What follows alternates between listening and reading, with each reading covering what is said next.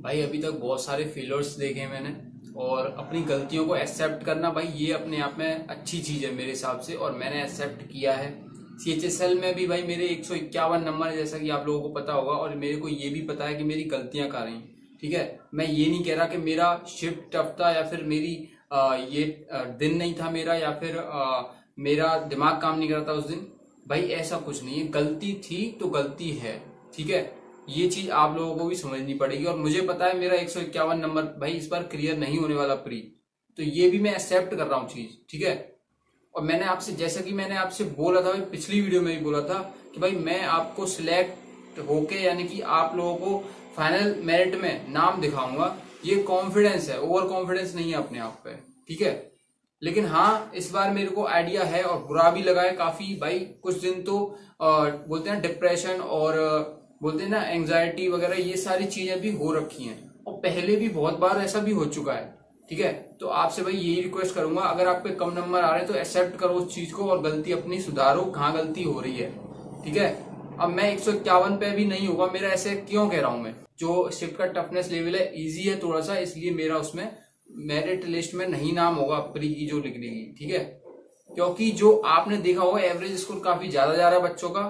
और भाई please sympathy मत देना ये कि आपका हो सकता है नहीं हो सकता, मेरे को पता है कि भाई नहीं होगा, क्योंकि नॉर्मलाइजेशन नहीं मिलने वाला। इजी शिफ्ट है मेरी, लास्ट से शायद चौथे या पांचवें नंबर पे है। 10 तारीख की लास्ट शिफ्ट थी, यानी कि आपकी फोर्थ शिफ्ट थी 10 तारीख की। ठीक है, थर्ड या फोर्थ जो भी है लास्ट वाली। तो ये है ओवरऑल। इस वीडियो में आपको बताऊंगा भाई हाँ आपके इतने नंबर हैं तो आप सेफ जोन में हो। ठीक है, सीएचएसएल 2024 का आपने बहुत सारे कट ऑफ वीडियोस भी देख लिए होंगे, लेकिन आपको बुरा लग सकता है जो मैं बताऊंगा। ठीक है, क्योंकि इतने दिन से भाई यही देख रहे हैं हम, कितने बच्चों के स्कोर हैं, कितना एवरेज हो रहा है। ठीक है, अलग अलग प्लेटफॉर्म से अलग अलग डेटा देख के, तो भाई जो एवरेज स्कोर हो रहा है वो काफी ज्यादा हो रहा है इस बार। जो नए तैयारी स्टार्ट करते हैं, देखो हमको टाइम हो गया, हमने बहुत सारे फेलियर्स भी देखे हैं, हमें ये भी पता है क्या सही है क्या गलत है। बहुत सारे बच्चे एक साल भाई इसी में वेस्ट कर देते हैं कि कौन सा टीचर सही है, कौन सी बुक सही है। भाई आज मेरा अच्छा स्कोर नहीं आया, लेकिन मुझे पता है मैं अपना इम्प्रूव कर रहा हूँ डे बाई डे, आगे आने वाले समय में। ठीक है, कहीं ना कहीं मेरा सिलेक्शन होगा ही होगा किसी भी गवर्नमेंट जॉब में, क्योंकि आज के टाइम पर गवर्नमेंट जॉब लेना, एक सिक्योर करना अपने आप में बड़ी बात है। इसीलिए मैं एसएससी एमटीएस वाले बच्चों को डेली मतलब रेगुलर बेसिस पर मोटिवेट करता रहता हूं, क्योंकि भाई आप छोटी जॉब है ये सोच के आप ऐसा मत करो कि फॉर्म नहीं भरो। ठीक है, तो वो भी आपको भाई कंसिडर करके चलना है। अभी देखो सीएचएसएल में भाई प्रीवियस ईयर क्वेश्चन से ही सारा रिपीट हुआ है। ठीक है, बहुत सारी अफवाहें चल रही थी कि भाई पैटर्न चेंज हो जाएगा, क्वेश्चन चेंज हो जाएंगे, भाई ऐसा कुछ भी नहीं हुआ है।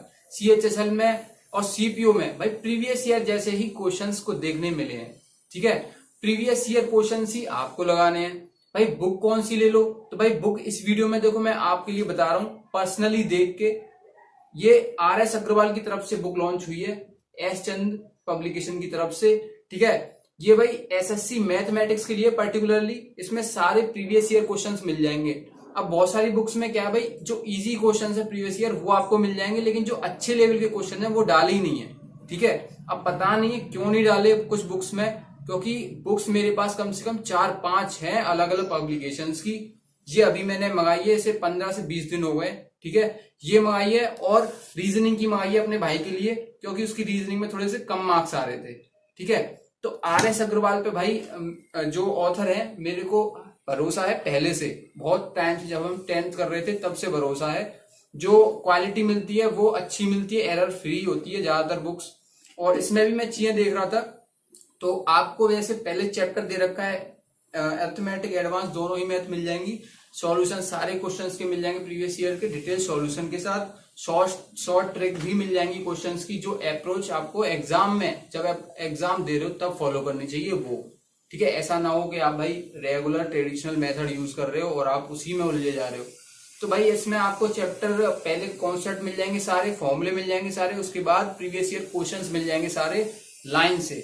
ठीक है, और इसमें पार्ट्स में डिवाइड करके दे रखा है, ए बी सी, एक्सरसाइज ए उसमें सारे प्रीवियस ईयर, एक्सरसाइज बी उसमें सारे प्रीवियस ईयर। उसमें क्या होगा, थोड़े कॉन्सेप्ट चेंज हो रहा होगा तो दूसरी एक्सरसाइज डाल दी है, या फिर आपका जो एग्जाम जो क्वेश्चंस का लेवल है वो भाई ग्राफ यूं करके गया है, पहले आपको इजी क्वेश्चन मिलेंगे, थोड़े फिर टफ मिलेंगे, क्योंकि मैं अच्छे से इसे देख चुका हूँ। ऐसे ही भाई रीजनिंग का जिसमें जिनका बच्चों का स्कोर भाई 18 से 20 तक ही अटक रहा है, 24-25 तक नहीं पहुंच पा रहा, भाई रीजनिंग को भी आप फॉलो कर सकते हैं। इनकी लिंक मैं नीचे डिस्क्रिप्शन में दे दूंगा, फटाफट से चेक कर लेना, ठीक है।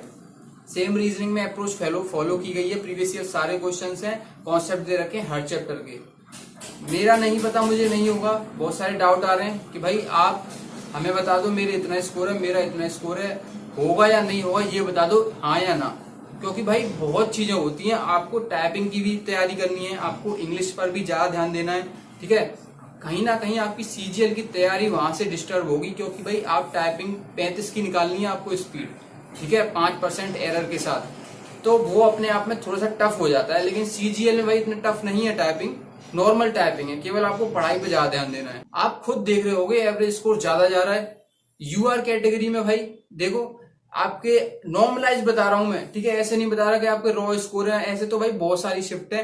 नॉर्मलाइज आपका स्कोर अगर 158 160 ऐसे बन रहा है, जिस भी आप एप्लीकेशन में देख रहे हो या फिर शिफ्ट अपनी रैंक देख रहे हो, ठीक है, 32 शिफ्ट है टोटल, 32 शिफ्ट में से टॉप 10 में आ रहा है मान लो आपका, तो आपका भाई 150 नंबर 148 नंबर पर भी आपका यूआर कैटेगरी से क्लियर हो सकता है, ठीक है।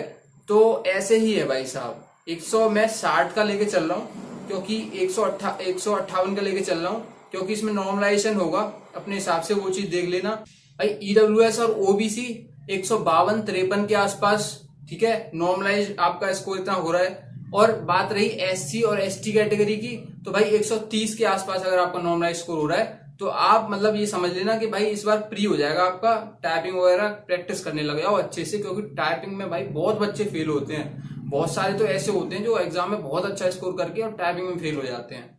तो टाइपिंग भाई अपनी एक्स्ट्रा ही लेके चलना, 35 की स्पीड वहां आ गई है तो आपकी 38-40 तक आ रही है तब निकलेगी।